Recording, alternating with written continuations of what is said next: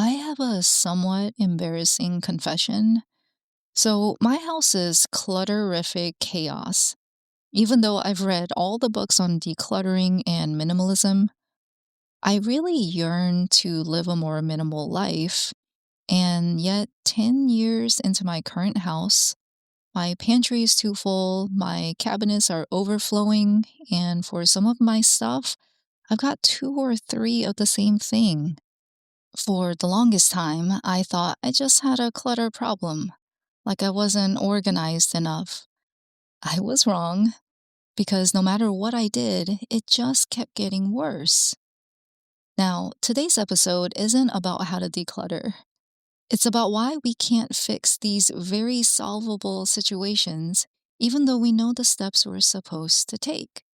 So, if this sounds like you, where you've known exactly what you needed to change and you still couldn't do it, this episode is going to explain why and what to do about it.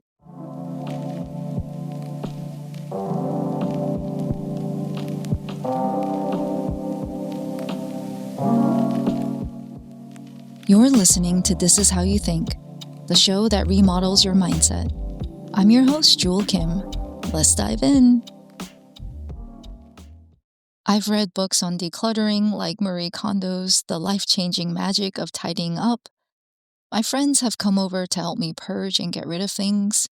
Every time my husband and I moved from one place to the next, we'd literally donate entire rooms worth of stuff. Even when we moved from our two-bedroom condo into our four-bedroom house we live in now, the movers were like, "You're moving into a bigger place, right? Because this is a lot." And I still remember the day after we moved in and I woke up. It was sunny and our house was empty. I felt so free because here was all this space. I looked around and I very specifically told myself, I'm not going to do this again. I will not fill up all the space. But 10 years later, here I am. I've somehow managed to reach a state where there's so much stuff I feel like I can't breathe. Now, it's not as bad as it used to be in some of our previous places because I was able to figure out some things along the way. Like, it took me a long time to realize this wasn't just a decluttering problem. That was way too downstream of a way to think about it. The real issue was that I was over consuming. I was just buying too much.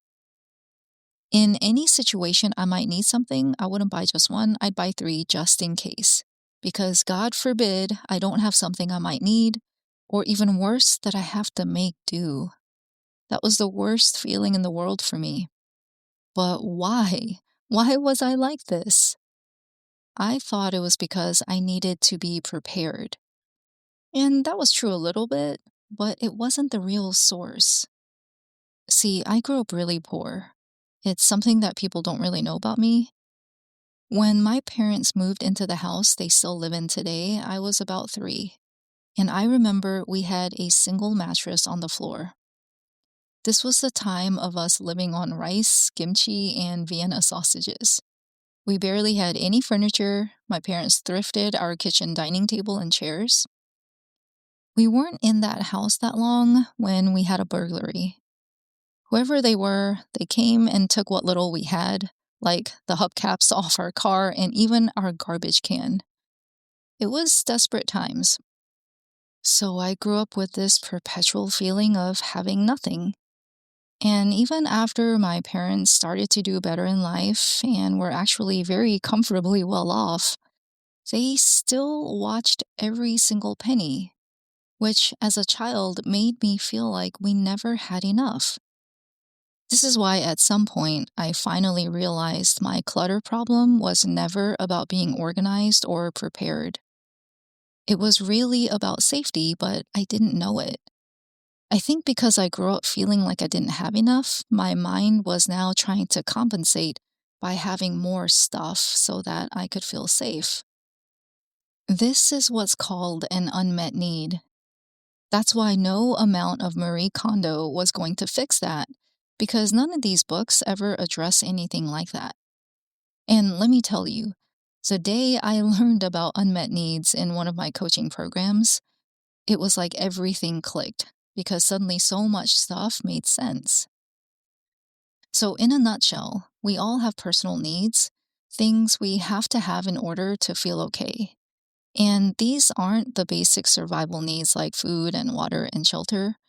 Unmet needs are deeper, like feeling safe, respected, understood, or like you matter, but they can feel survival oriented. Everybody has these needs, but what's really interesting is that they show up in different priority order depending on who you are and how you grew up, especially in your early childhood years.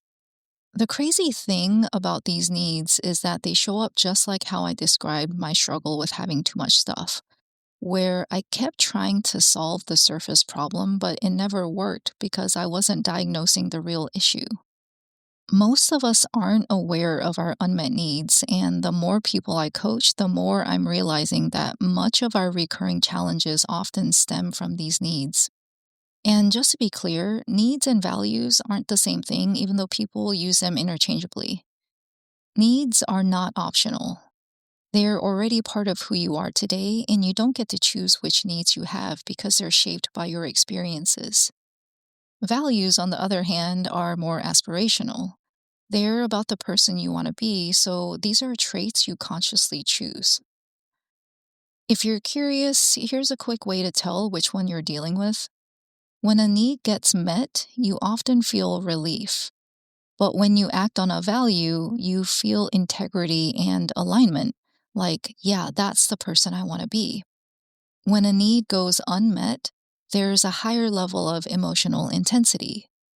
But when a value isn't met, you might feel disappointed, but it doesn't feel like the end of the world. So, back to needs. You might be wondering, how do you know when you've got one of these needs running amok? Well, there's two signs that usually point to a need. Number one, whenever you see yourself doing things you know you shouldn't be doing and you can't stop even though it makes no sense.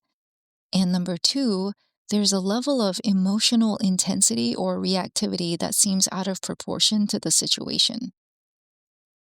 With everything I've shared with my clutter and overbuying, this is a classic case of sign number one, not being able to stop. Here's another example of that from my client files. So I've had clients who kept asking, how do I get more leads? And when I look at their numbers, many of them have plenty of leads, but they fail to convert them to a sale. So then I'll be like, okay, what's going on? Record your calls so I can listen. They give me the recording, and that's when I see they are talking 80 to 90% of the call. I tell them, hey, you're talking too much. You literally have no idea what the other person wants and why they want it because you're just talking about yourself the entire time. No wonder they're not buying. I wouldn't either. My clients will say, oh, I see. Okay, talk less. I say, yes. Ask more questions and try to talk around 50% of the time, like a real conversation. But then they keep doing the same thing, talking way too much over and over. At a certain point, I finally realized that this wasn't about their skill in sales, even though that's what it looks like. It's usually a need for significance or to feel worthy. For them, every sales call turned into a talent show to prove themselves, instead of focusing on the other person and establishing trust. No matter how much I told them to listen more, they couldn't stop talking about themselves because their need was in the driver's seat. Now, here's an example with my mom on sign number two, the emotional reactivity. And this encounter honestly took me years to understand. So, this is back in 2011. My ex and I had visited my parents and we were coming back home. My mom had taken us to the airport and she stopped to buy us Subway sandwiches for lunch. She pays and the cashier gives her the change. My mom looks at the change, notices she was shortchanged, and says so. The cashier doesn't say anything and just gives her the rest of the change. My mom gets pissed and tells the cashier she's a bad girl. The cashier cops an attitude back and it escalates. My mom starts raising her voice. The manager comes and tells us to leave. Everyone is staring at us, and I'm super uncomfortable. My ex is like, sheesh, your mom is cray cray. I can't believe she was yelling about 50 cents. And that's probably what everyone else thought. My mom looked completely irrational. But something about that moment has always stuck with me. I thought I knew why my mom got mad, but I didn't understand the real why until just a few years ago. What happened is the cashier had corrected the change, but she never acknowledged the mistake. She didn't say, "Oh, so sorry about that." She just thrust the change at my mom. It was kind of rude. And that's what triggered my mom. It wasn't about losing a few cents. My mom has had a lifetime of being dismissed and treated like crap even as a little girl. So in that moment, she was feeling wronged and unseen. That's when she gets like this. Whenever her need to feel seen and heard is triggered, she starts yelling because she needs to be heard. But her reaction looks insane to everyone watching because they don't have that context about her. And if my dad tells her to be quiet, she just gets louder. I think a lot of us have seen some version of this play out, right? We watch someone blow up over something that seems trivial or small, or maybe we've been the person who blew up. And then afterwards, we're embarrassed and ashamed. But the problem is that's where our attention stays stuck. And we usually don't get to the root need so that we can stop reacting like this. So those are the two signs.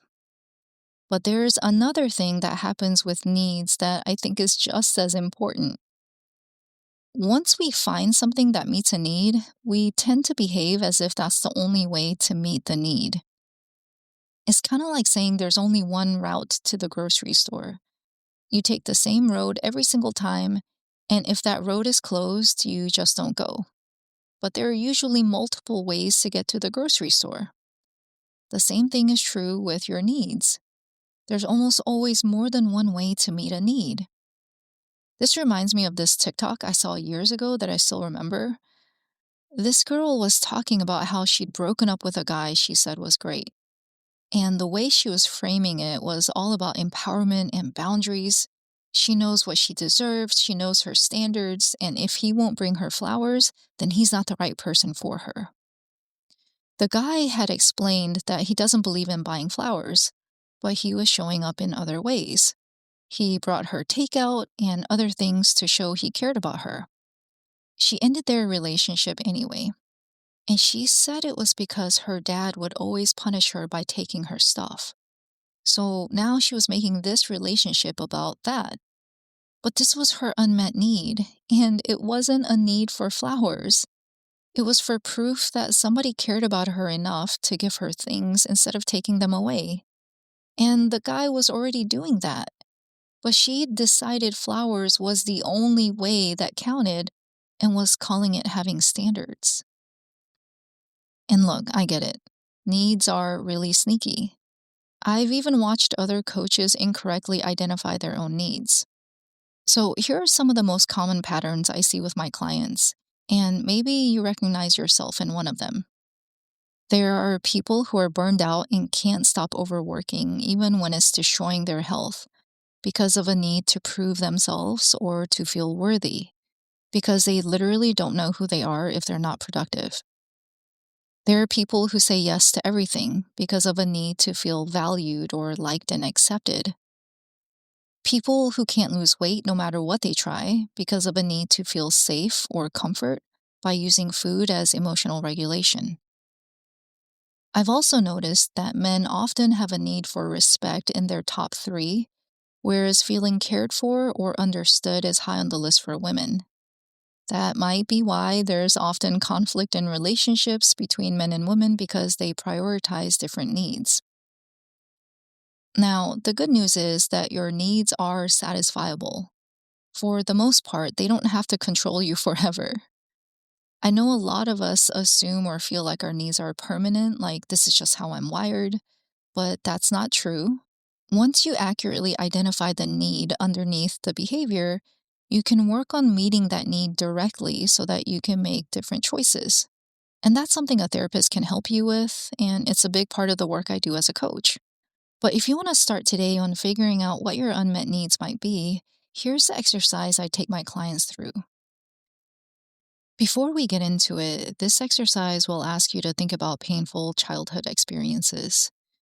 If you're someone who has significant trauma, please do this with a therapist or a coach and not by yourself. Seriously. So if you're ready, here's the exercise.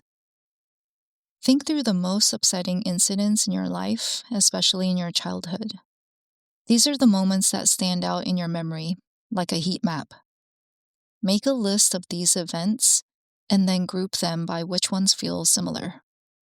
For each group, ask yourself, if you could go back in time and have it turn out positively, what would that have given you? That will be a clue to the need. Or if you're interested in doing this together with me, send me a message on LinkedIn. That's it for this week. If you have questions about any of the stuff I've just covered, text the link in the description. As always, thank you so much for listening, and remember, I believe in you. See you next time.